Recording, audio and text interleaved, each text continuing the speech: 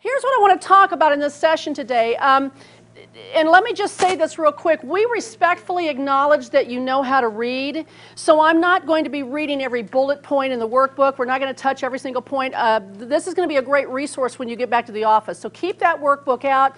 Come back to it, review it. I'm going to give you extra information today, so you're going to be taking some notes. And on that first page, page 32, there's a nice blank spot where you can take some notes. What I want to start today and talk about is one of the first major causes of conflict, and a lot of times it's just as simple as personality differences. Now, how many of you in this room have taken a personality profile before? All right, so about half of us have, and you've probably done DISC, or you've done Myers-Briggs, or you've done the animals, or the colors, or the feathers, or whatever it is. And here's my point. They're all going to come down to determine that you fit into one of four personality categories, predominantly speaking. And what that means is that when you take the profile, it's going to say this is what you are predominantly, and you're also going to experience these characteristics as well. And that's pretty normal for every person. And people will say to me, but I really kind of fit into more than one of those. Yes, you should. It is true that all people have multiple personality disorder. Okay, just so you know, we all exhibit different personalities. But what I want to teach this morning is the self-personality profile. This is the one that we teach through National. I like it because I think it's a very user-friendly system. I think it's something that you can take right back to the office and implement all by yourself in the workplace. And let me explain why I want to touch on personalities today. It isn't because I need to help you determine who you are. You all know who you are. My guess is all of you know what you like and don't like. True or false? You know what other people do that kind of gets on your nerves. True or false? True. So that's not what we need to do today. You've had those profiles. Here's the question I want to ask. If you go to Rome, what language do they speak there? Italian. Very good. Now, if you speak fluent Russian, and you go to Rome and you speak absolutely no Italian, how long will it take you to find the restroom? Too long. Too long, maybe, right? You could be in trouble.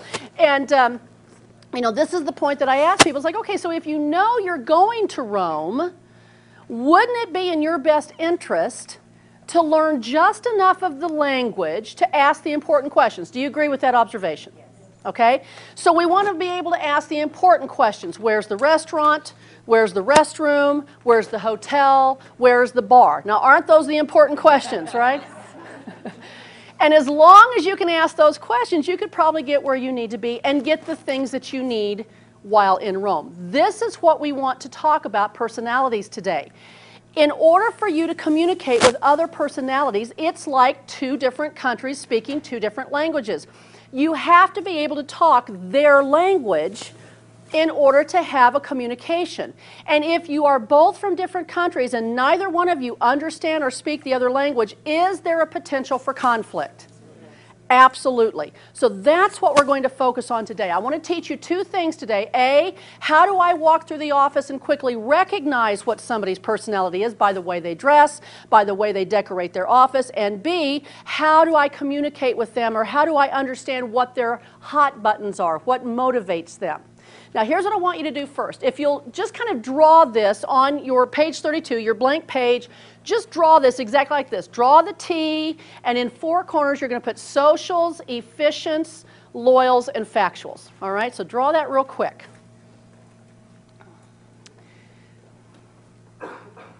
And once you have that, here's what I want you to do. I'd like you to bracket this side. The S's and the L's right over here. I want you to bracket that left side. And here's what I want you to write. People-driven or relationship-driven. The socials and the loyals are people and relationship-driven. Then I want you to bracket this side, the efficients and the factuals. And I want you to write task-driven. They are motivated by projects, deadlines, agendas, completion, budgets. Now, right away, how many of you in this room believe that you're on the people side? How many of you believe you're on the task side? Okay? So, would you agree that there is a potential for conflict between those two sides? Yes. Absolutely. Absolutely. Now let's go a step farther. Let's bracket the S and the E on top. And I'd like for you to write noisemakers. You can also write high need to direct. High need to direct. They're your noisemakers. If something pops in their head, it pops right out their mouth usually. That's what we mean by that. They're very outspoken. On the bottom, I want you to bracket loyals and factuals. Put a little bracket down here, and I'd like you to write low need to direct. You can also write introverted. So there you have your 4 quadrants. Now, if you take the profile, as I said, it will come back and say, okay, predominantly speaking, you are a social. We'll use that as our example. What that means is that most of the time you are going to exhibit a majority of social characteristics, right? But you will also exhibit what we call sideline traits, as are exhibited by the arrows here. So you'll have efficient characteristics, you'll have loyal characteristics. So you will exhibit 3 characteristics. The chances of you having your opposite characteristics, it's not impossible, but highly unlikely. Not impossible, but highly unlikely. And if there's going to be a natural conflict in the workplace, guess what it is? Opposite quadrants. Now, right away, those of you who came into this session thinking, I have a conflict at work, I have a conflict in my life, can you see where this might be it right here? Do you believe that there's an opposite quadrant issue? How many of you would say that you have that issue? Okay, and that's why we're starting on this. I want you to be able to understand that this can just automatically cause conflict. You're just kind of butting heads just because. So what do we need to do to resolve that, to work around that, to have a better understanding of that? Let's just go through each personality.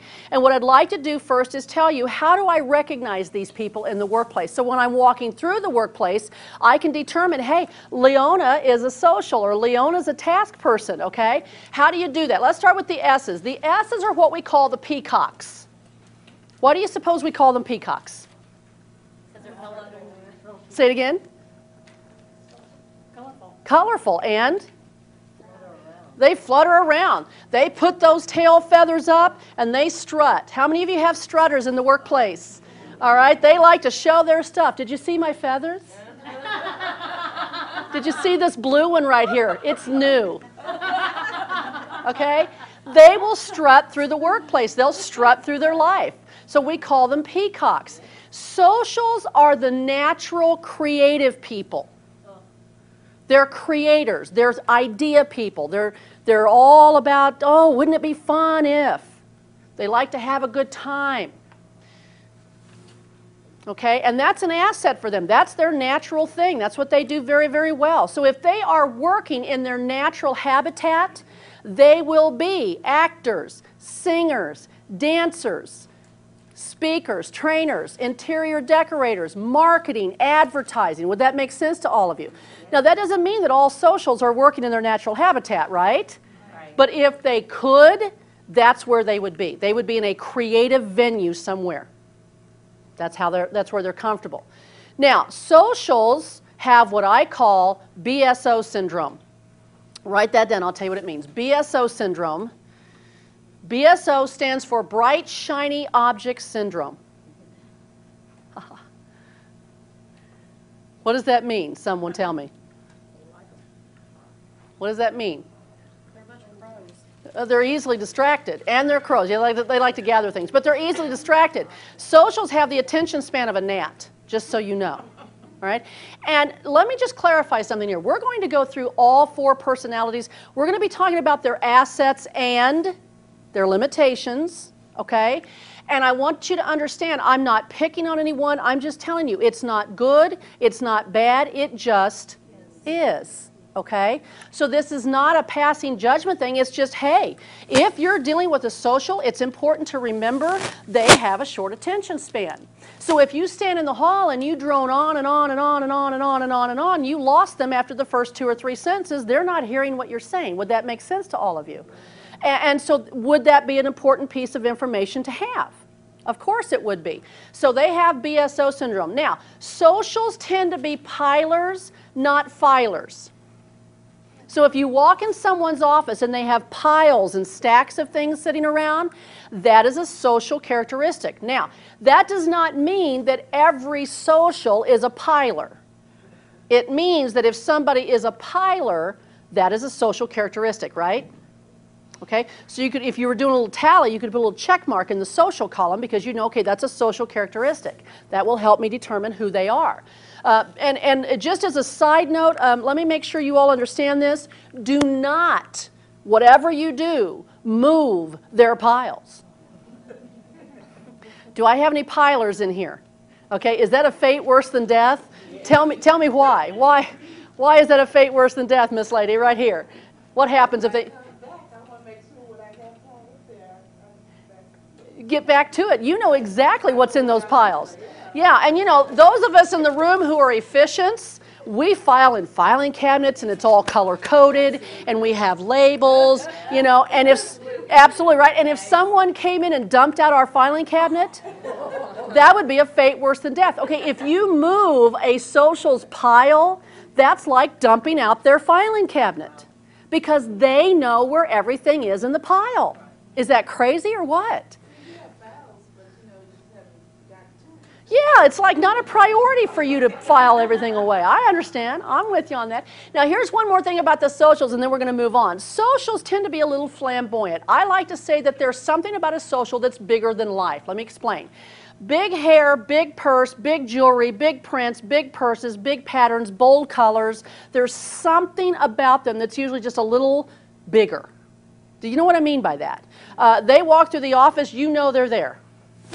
Right? They have a big personality, or they have big colors, or they wear big jewelry. And they will wear things that the rest of us say, wow, I don't know if I could wear that, but they make it look good. Have you noticed?